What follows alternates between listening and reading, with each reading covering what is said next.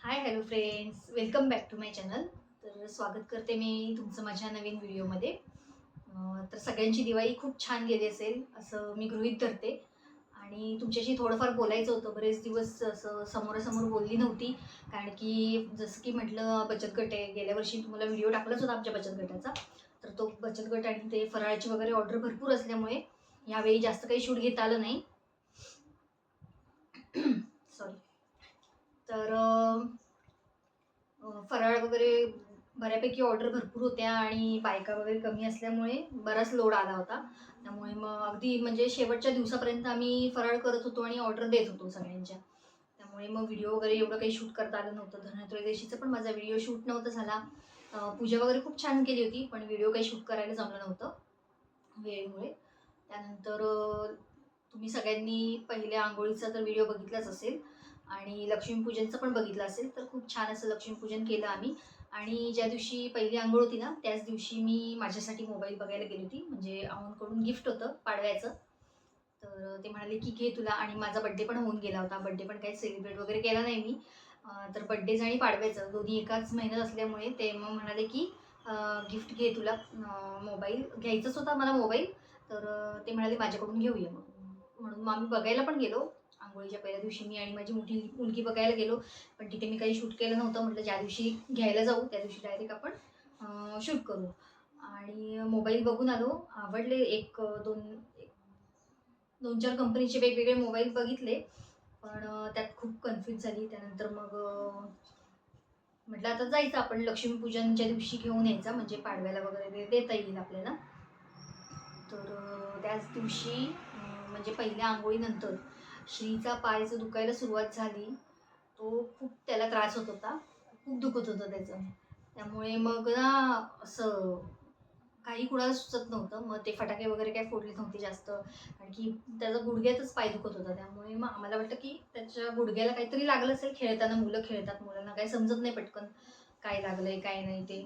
म्हणून मग आम्ही त्याला हाडाच्या डॉक्टरांकडे घेऊन गेलो. तर तिथे गेल्यावर चेक केलं, एक्सरा वगैरे काढला. जवळपास आमचे 2 तास गेले तिथे.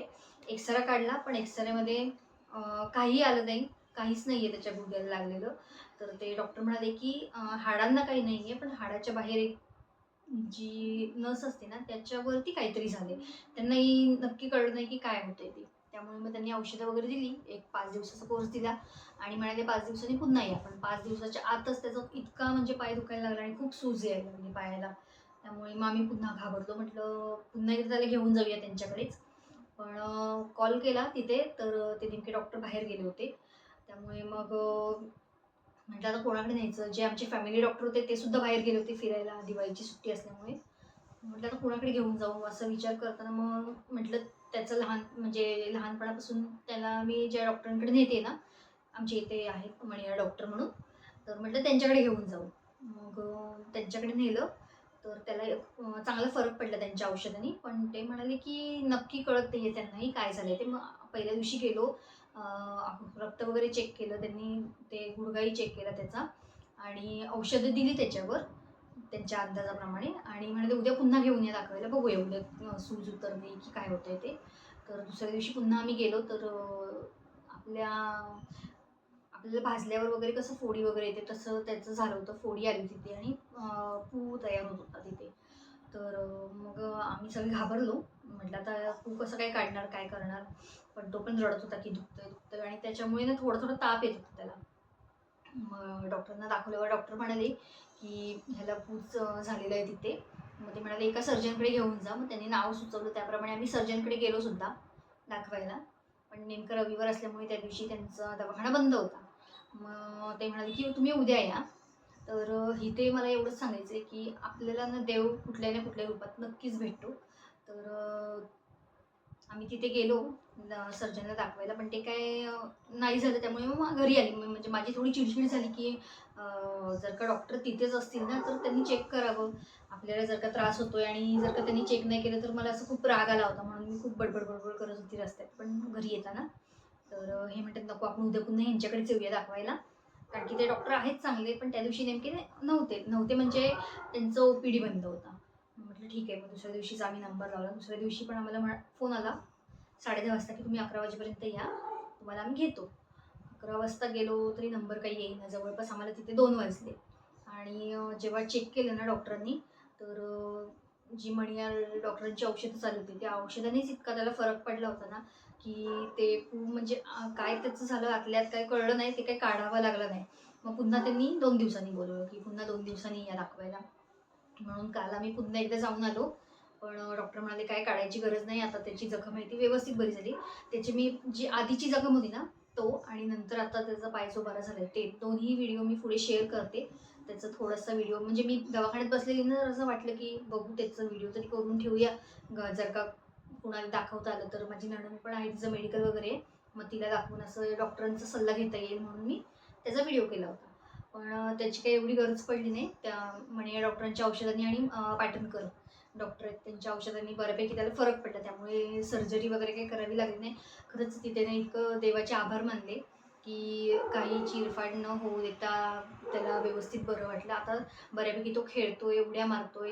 ज्या दिवशी आम्ही पाटणकरांकडनं आलो ना आणि मणियारची औषधं आधी चालूच होती, त्यानंतर म्हणजे तो व्यवस्थित खेळत होता. त्यामुळे माझ्या मुली पण सोमवारी जाणार होत्या, त्या 2 दिवस थांबल्या. त्या म्हणाल्या की म्हणजे तो पण म्हणाला दीदी तू थांब म्हणून, आणि नितीला पण, ताईला तुम्ही दोघीजणी थांबा, जाऊ नका, मला एकट्याला म्हणजे मम्मी येणार बरोबर, मग ती पण रडते. आणि ते तसंच झालं की कालच माझ्या मुली गेल्या सकाळी 9:30च्या गाडीला, आणि आम्ही गेलो 11 वाजता दाखवायला. तर ह्याच्या श्रीच्या आधी एक मुलगा जो गेला होता ना आतमध्ये, तर तो इतका रडत होता, त्याला बघून ना मला पण रडायला यायला लागलं. तर श्री म्हणतो मम्मा तू रडू नको गं, आपण कोणाला तरी बोलवूया. आपण म्हटलं आता कोणी येणार नव्हतं येत तेवढ्या वेळेत, म्हणून मग देवाचं नाव घेत घेत तो पण जाताना असं हे करत होता, मम्मी तू चल. पण म्हटलं नको बाळा तू, आता मला घेतच नव्हते आतमध्ये, त्यामुळे मग मला बाहेरच थांबावं लागलं. म्हटलं तू जा, काय नाही करणार, आपण फक्त बघूया, डॉक्टर काका बघतील आणि तुला सोडतील बाहेर परवासारखं. तर नेमकं तसंच झालं. डॉक्टरांनी फक्त बघितलं, चेक केलं ते दाबून वगैरे सगळं. तर म्हणाले काय करायची गरज नाही आहे, जो कोर्स आहे ना औषधाचा तोच पूर्ण करायला सांगितला. आणि त्यांनी बऱ्यापैकी त्याला आता फरक पडला आहे, आता व्यवस्थित खेळतोय तो. आता तेच म्हटलं शाळा पण चालू होत आहेत सोमवारपासून, 3 तारखेपासून शाळा चालू होणार आहेत आमच्या. तर तोपर्यंत म्हटलं त्याला व्यवस्थित बरं वाटू दे, बाकी काही नको आहे. आता थोडाफार अभ्यास पण करतोय तो, नाहीतर ते दुखत होतं ना, त्यामुळे नाही त्याला आम्ही असं म्हणूच शकत नव्हतो की अभ्यासाला बस म्हणून. आता त्याचं दुखतंय आपल्याला कळतंय, तो रडतोय एवढं, तर कसं त्याला सांगणार ना की अभ्यासाला बस किंवा काय. आणि फटाके पण फोडायला तो गेला नव्हता. आता पाऊस तर अजून पण चालू आहे. दिवाळीत जो काही सुरुवात झालाय ना, तो नेमका संध्याकाळी पाऊस चालूच होतो. संध्याकाळी एक 4-5च्या दरम्यान जी सुरुवात होते ते रात्री 10-12 पर्यंत पाऊस चालूच असतो. त्यामुळे फटाके अजून तरी काही फोडले नाहीत. म्हटलं तुळशीच्या लग्नाला आता बघूया कितपत जमतील ते फोडायला.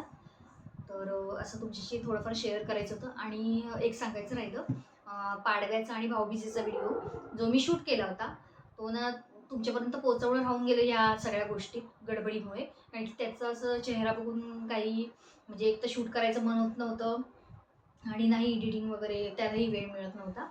मग आता जे शूट केलं होतं ना त्यातले बरेचसे पार्ट माझ्याकडनं गेलेत, डिलीट झालेत. कसं काय झालं काय कळलंच नाही मला, कारण की स्टोरेज फुल होतं आहे, म्हणूनच नवीन मोबाईल हे म्हणत होती घेऊया म्हणून. आता बघू म्हटलं पुढे मागे घेऊ आपण नवीन मोबाईल, पण म्हटलं जोपर्यंत हा चालतोय थोडे दिवस तरी हा चालवणार आहे मी. जेव्हा घेईन तेव्हा तुम्हाला मी नक्कीच सांगेन कोणता घेते काय ते. आणि त्यामुळे त्यातले बरेचसे व्हिडिओ गेलेले आहेत. तर आता जे काय असेल ना ते फक्त मी तुमच्यापर्यंत पोचवेन. ह्या व्हिडिओच्या शेवटीच मी ते लावायचा प्रयत्न करते. तर तुम्ही पण काळजी घ्या, असं काय वाटलं तर लगेचच डॉक्टरांना दाखवा. आणि तसंच माझ्या मैत्रिणीच्या मुलाला सुद्धा झालं होतं. शिवाय माझ्या नंदेला पण मी फोन केला होता, म्हणजे त्या म्हणत होत्या की ये इथे. म्हटलं नाही, म्हटलं श्रीला असं असं झाले त्यामुळे मी नाही येणार. मग त्या म्हणाल्या हो गं आमच्या इथे पण असे 1-2 केसेस आहेत. म्हणजे हे बरेच ठिकाणी होतं आहे, आपल्या चिपळूणमध्येच असं नाही आहे.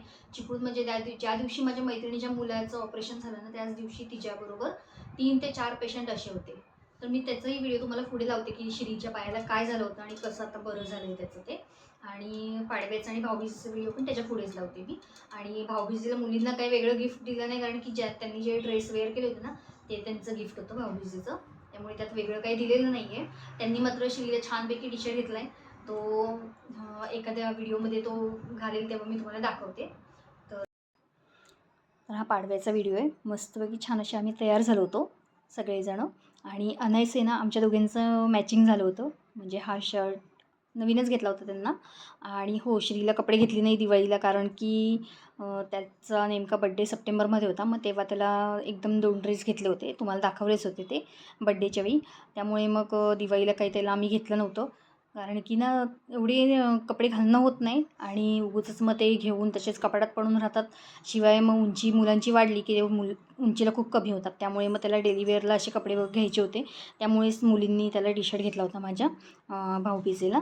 आणि मग म्हटलं त्याला आता पुढे थंडी जशी चालू होईल ना, तसं म्हटलं त्याला लांब हाताचे टी शर्ट वगैरे घ्यायचेच आहेत क्लासला वगैरे घालण्यासाठी, डेली वेअरला पण होतील असे. त्यामुळे मग म्हटलं राहू दे. आणि ह्यांनी ना पाडव्याला मला छानपैकी ड्रेस पीस दिला. तर साडी त्यांचं चाललं होतं की साडी घेऊन ये म्हणून, पण म्हटलं नको, साडी तेवढं घेऊन नेसणं होत नाही आणि ब्लाऊज पण शिवायचे राहून वगैरे जातात. त्यामुळे मग त्यांनी हा छान असा ड्रेस पीस दिला मला. तर म्हटलं ह्याचंच आता बघूया, हा ड्रेस शिवून घेईन आणि तेव्हा मग दाखवेन तुम्हाला कोणता दिला आहे तो. खूप छान आहे कलर वगैरे. आणि त्या दिवशी मस्तपैकी पाणीपुरीचा बेत केला होता, कारण की मुलींना खायची होती पाणीपुरी. म्हणाले घरी आपण करूया, म्हटलं ठीक आहे. मग मस्तपैकी पाणीपुरीचा बेत केलेला आणि सगळ्यांनी पोटभर पाणीपुरी खाल्ली. आणि हा दुसऱ्या दिवशी भाऊबीजेचा व्हिडिओ. तर त्यांनी छानपैकी मुलांनी तयार होऊन भाऊबीज वगैरे साजरी केली. आणि त्यानंतर आम्ही रात्री मस्तपैकी हॉटेलला जेवायला गेलो होतो, कारण की श्रीचा वाढदिवस झाला, माझा वाढदिवस झाला.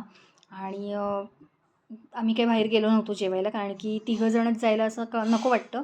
म्हणून मग ते बोलले होते की आपण सगळे एकत्र जाऊ. मुली पण आल्यावर म्हणजे त्याही बोलल्या होत्या की आपण एकत्र जाऊ. तसं पण आईंचा पण वाढदिवस झाला होता. मग म्हटलं सगळ्यांचंच एकदम सेलिब्रेशन करू, म्हणून एकदाच भाऊबीज झाल्यावर गेलो होतो जेवायला. म्हटलं गर्दी वगैरे पण भेटणार नाही तशी. तर हे सगळं आवरलं. रात्री 8:30 पावणे 9च्या दरम्यान आम्ही मस्तपैकी बाहेर गेलो जेवायला. छानपैकी व्हेज मेनू घेतलेला, पोटभर खाल्लं आणि आलो घरी मस्तपैकी. आणि आम्ही जे काही फोटो काढलेले आहेत ना पाडव्याचे वगैरे, तर पुढे ॲड करते मी, बघा. आणि शॉर्ट व्हिडिओ पण एक टाकलेला छानपैकी, तो पण बऱ्याच जणांना आवडला, बऱ्याच जणांनी लाईक केलं. आणि असं होतं की बरेच जण व्हिडिओ बघतात पण सबस्क्राईब करत नाही, तर प्लीज सबस्क्राईब करा. आणि श्रीच्या पायाला जे काही झालं होतं ना ते हे बघा, मी दवाखान्यात घेऊन गेले त्याच्या पायाला झालं होतं. आणि नंतर आता त्याच्या पायाची जखम पूर्णपणे बरी झाल्यावर हे असं दिसतंय. तर तुमच्या इथे पण कोण असेल तर नक्की त्यांना सांगा की लगेच डॉक्टरकडे जावा म्हणून. हे आम्ही आमचे काढलेले छान छान फोटो तुमच्याबरोबर शेअर करते. आवडले तर नक्की लाईक, शेअर आणि कमेंट करा. आणि सबस्क्राईब करायला विसरू नका. तर भेटू आपण पुढच्या व्हिडिओमध्ये. तर बाय सर्वांना.